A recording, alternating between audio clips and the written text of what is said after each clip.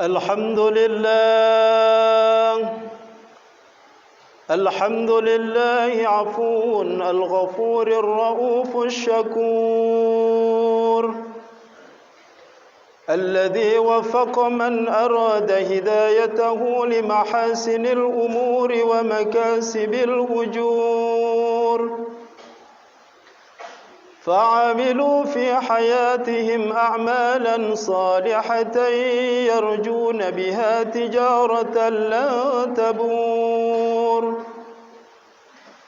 أشهد أن لا إله إلا الله بيده مواقيت الأعمار ومقادير الأمور وأشهد أن سيدنا ونبينا محمدا عبده ورسوله الداعي إلى كل عمل مبرور اللهم صل على سيدنا محمد وعلى آله وأصحابه أجمعين أما بعد فيا أيها الناس اتقوا الله حق تقاته ولا تموتن إلا وأنتم مسلمون فقد قال الله تعالى في القرآن الكريم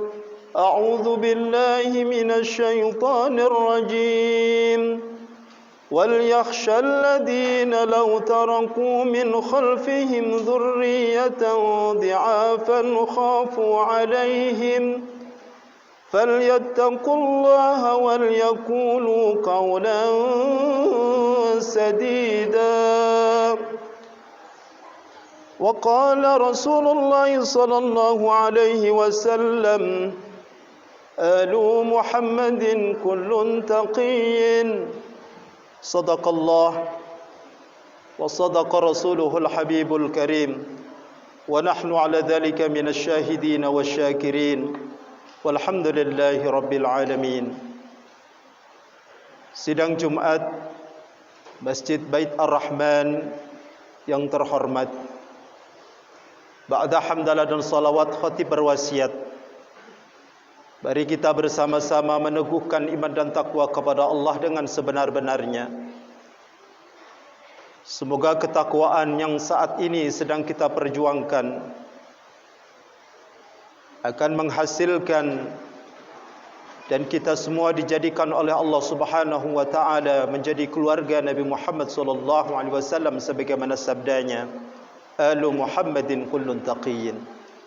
Keluargaku, kata Nabi Muhammad, adalah setiap orang yang bertakwa kepada Allah Subhanahu wa taala. Ulama menyebutkan takwa itu majmu'ul ilmu wal amal wal istiqamah.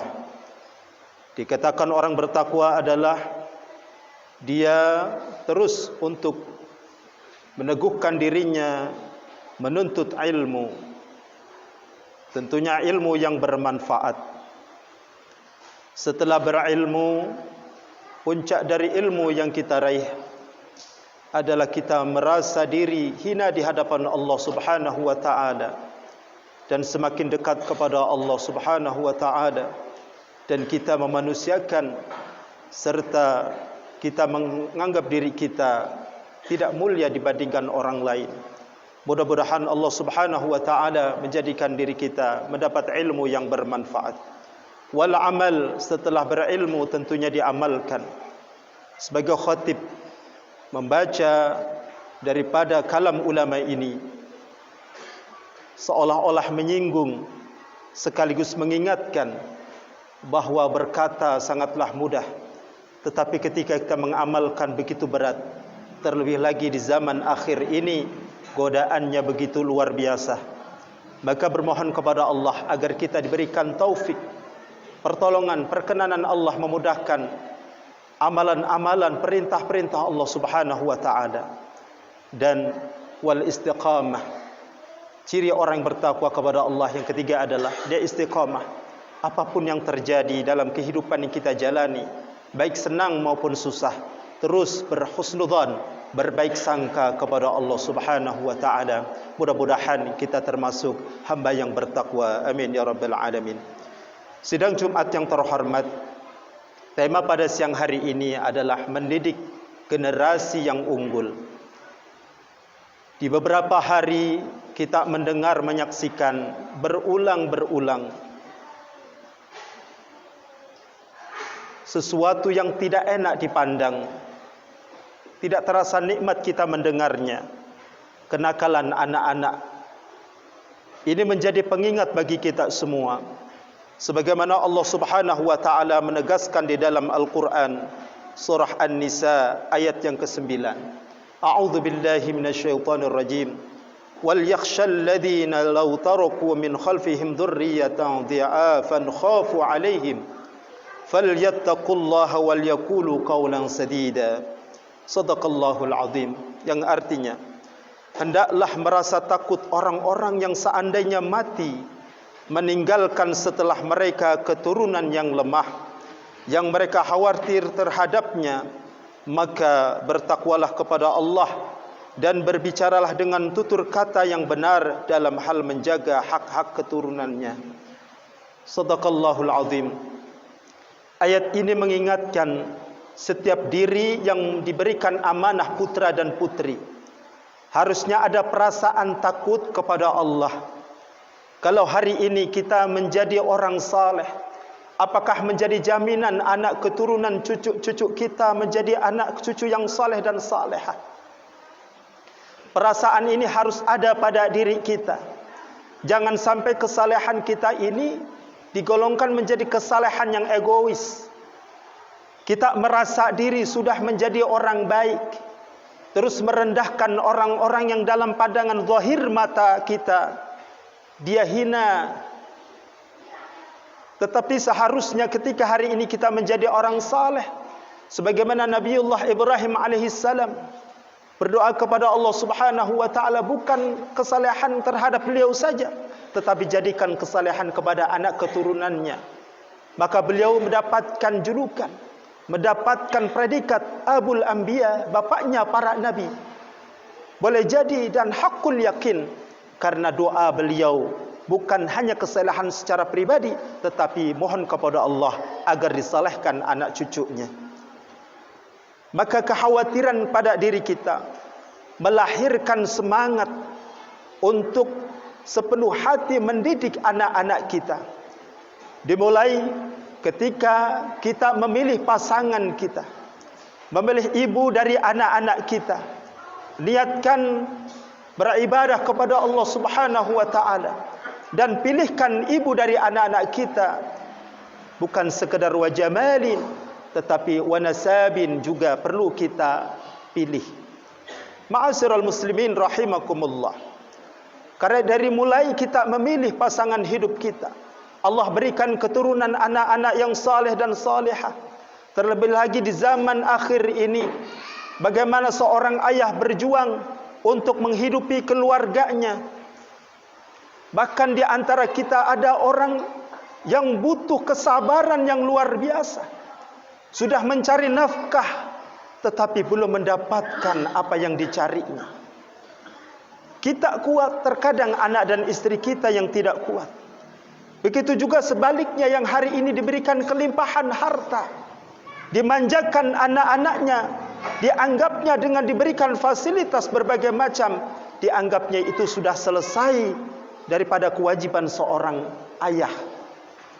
Maka ingat bagaimana para pendahulu-pendahulu, orang-orang tua kita, sampai hari ini kita duduk di masjid ini hakul yakin karena didikan orang tua kita. Doa-doa beliau. Karena khotib tadi dalam perjalanan ada orang yang santai di jalanan, tetapi husnudzan barangkali dia musafir. Tapi kalau dia sangat mudah meninggalkan sholat Jumat, begitu bangganya dan tidak merasa berdosa untuk menunaikan ibadah, boleh jadi karena bagaimana orang tuanya dahulu. Wallahu a'lam. Tapi kita bersyukur kepada Allah, hari ini kita bersimpuh, duduk sejenak sebentar, mendengarkan khutbah karena rangkaian ibadah. Karena hakul yakin ini ada campur tangan dari kedua orang tua kita. Rabbi habli minas salihin, agar kita dijadikan anak-anak yang saleh dan salehah. Maka kekhawatiran yang kita rasakan seharusnya menghadirkan diri kita berupaya memberikan yang terbaik pendidikan untuk anak-anak kita. Khatib dalam satu kesempatan di sebuah lingkungan, tepatnya di Pondok Petir, tahun 2018-2019, alhamdulillah dijadikan percontohan tingkat nasional menjadi kampung tahfiz nasional. Bukan maksud berbangga, tetapi menjadi iktibar, menjadi pelajaran bagi kita untuk terus berupaya agar diri dan lingkungan kita menjadi lingkungan yang harmonis, menjadi lingkungan yang religius, karena ini akan menentukan nasib bagaimana anak cucu kita. Alhamdulillah, di Bait Ar-Rahman ini ada sebagian orang yang terus berupaya agar lingkungannya terkenal dengan Al-Qur'annya, terkenal dengan didikan-didikan menjadi anak-anak yang saleh dan salehah. Ini sebuah kekuatan yang harus disebarkan seluas-luasnya. Sidang Jumat yang terhormat, maka para ulama-ulama memberikan resep bagaimana supaya kita mendidik anak-anak ini kita unggul di segala bidang. Yang pertama adalah unggul dalam moral dan spiritual.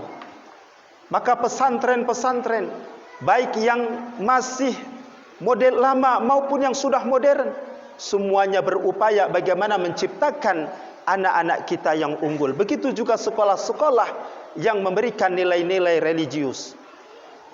Maka ini penting agar kita mendidik anak-anak kita, menitipkan anak-anak kita. Seringkali kita menitipkan, sebatas menitipkan, tetapi dianggapnya dia sudah selesai mendidik. Jangan lupa bagaimana orang tua kita dahulu, mereka berpuasa untuk diri kita, supaya dalam pendidikannya kita sukses, supaya dalam pendidikannya kita mendapatkan ilmu yang bermanfaat.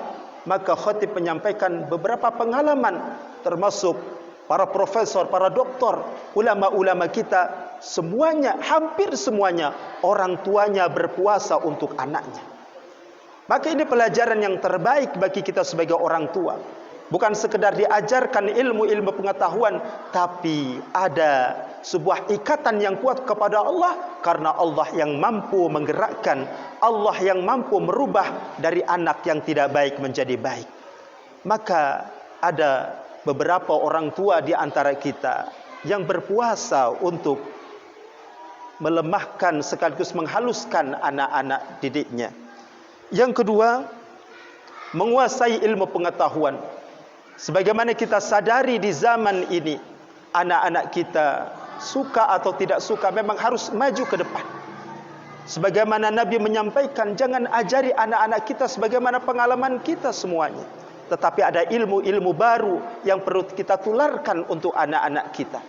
Maka kita harus membuka diri dengan dunia yang sangat terbuka ini.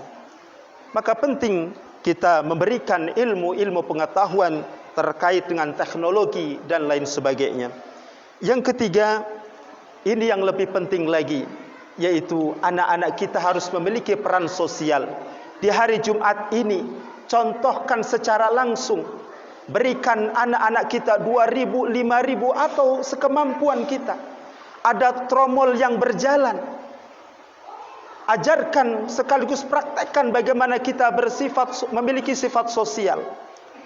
Barangkali anak-anak kita belum paham saat ini karena kecil, nalarnya belum sampai. Tapi itu akan diingat dan boleh jadi dalam beberapa tahun kemudian dia akan faham dan akan menjadi kebiasaan yang baik.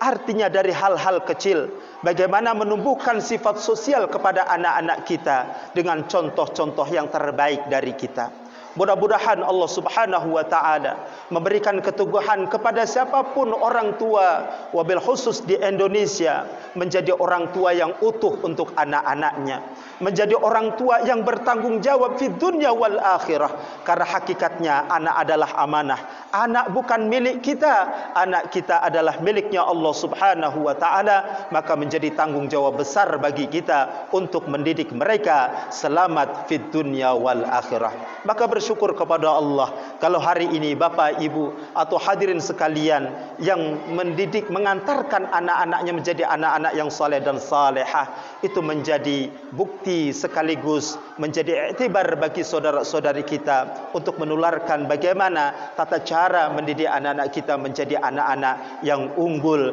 terlebih lagi bisa menghadapi zaman yang sangat-sangat penuh fitnah ini. Mudah-mudahan Allah Subhanahu wa taala membimbing kita semua sebagai orang tua, diberikan rezeki yang halal, yang berkah, yang banyak untuk beribadah kepada Allah Subhanahu wa taala, memberikan fasilitas yang terbaik untuk anak-anak kita, dan kita berdoa kepada Allah agar keluarga kita dijadikan keluarga yang samawa, yang samara, sakinah, mawaddah warahmah, dengan senantiasa mendekatkan diri kepada Allah Subhanahu wa taala. Dan yang ketiga, semoga Allah Subhanahu wa taala kumpulkan kelak anak cucu kita, keluarga kita sebagaimana Allah sebutkan di dalam Al-Qur'anul Karim, a'udzu billahi minasyaitonir rajim, walladzina amanu wattaba'athum dzurriyyatuhum biimanin alhaqna bihim dzurriyyatahum wama alatnahum min amalihim min syai' kullu imri'in bima kasaba rahin.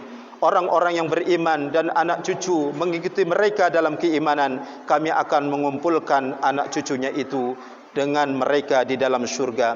Mudah-mudahan Allah Subhanahu wa taala mengumpulkan kita di dunia dalam kebahagiaan dan juga mengumpulkan kelak di syurga beserta anak dan cucu kita. Amin ya Allah ya rabbal alamin. A'udzu billahi minasyaitonir rajim. Bismillahirrahmanirrahim. Wal 'asri innal insana lafi khusrin illa alladzina amanu wa 'amilus salihati wa tawassaw bil haqqi wa tawassaw bis sabr. Barakallahu li wa lakum fil Qur'anil Karim. Innahu huwal ghafurur rahim. Alhamdulillah nahmaduhu wa nusalli wa nusallimu ala rasulihil karim, hamidan wa musalliman wa musalliman amma ba'du. Faya ayyuhan nas ittaqullaha haqqa tuqatih wa la tamutunna illa wa antum muslimun. Faqad qala Allah ta'ala fil Qur'anil Karim, fa huwa astaqul qailin, a'udzu billahi minasyaitonir rajim. Innallaha wa malaikatahu yusalluna 'alan nabi ya ayyuhalladzina amanu sallu 'alaihi wa sallimu taslima.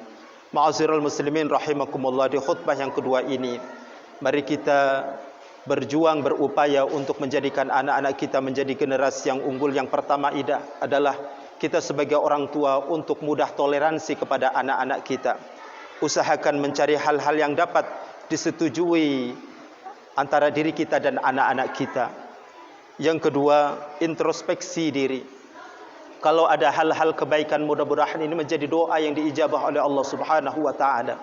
Kalau anak cucu kita barangkali ada kenakalan-kenakalan remaja, menjadikan memperbanyak istighfar, kita mohon ampun kepada Allah Subhanahu wa taala, seraya bermohon kepada Allah agar anak-anak kita dijaga oleh Allah. Yang ketiga, semoga Allah tambahkan kesabaran kita di dalam mendidik anak-anak kita. 1 tahun, 2 tahun, 5 tahun menyenangkan. Di tahun-tahun berikutnya ada perlawanan dari mereka, ada persilang pendapat di antara mereka, atau ada yang bermusuh-musuhan. Na'udzubillah tsumma na'udzubillah. Sabar sampai kapan? Sampai kita wafat. Dan terus doakan anak-anak cucu kita senantiasa dalam hidayahnya Allah Subhanahu wa taala. Dan yang keempat, berupaya oleh diri kita menjadi teladan, menjadi pahlawan atas anak dan cucu kita. Mudah-mudahan Allah Subhanahu wa taala mengabulkan doa kita. A'udzubillahi minasyaitonir rajim. Bismillahirrahmanirrahim. Allahumma shalli wa sallim ala sayyidina Muhammad wa sallim radhiyallahu tabaraka an kulli sahabati Rasulillahi ajma'in. Allahumma ighfir lil mu'minina wal mu'minat wal muslimina wal muslimat al ahya'i minhum wal amwat innaka sami'un qaribun mujibud da'awati qadiyal hajat. Allahumma adfa' 'anna al bala wal waba wal fahsya wal munkar wa syuyuf al mukhtalifata wasyada'id wal mihan ma dhahara minha wa ma batan min baladina Indonesia khassah wa min buldanil muslimina ammatan innaka ala kulli syai'in qadir. Rabbana hab lana minas salihin, Rabbana hab lana min azwajina wa dhurriyyatina qurrata a'yunin waj'alna lil muttaqina imama. Rabbana atina fid dunya hasanah wa fil akhirati hasanah wa qina adzaban nar. Walhamdulillahi rabbil alamin.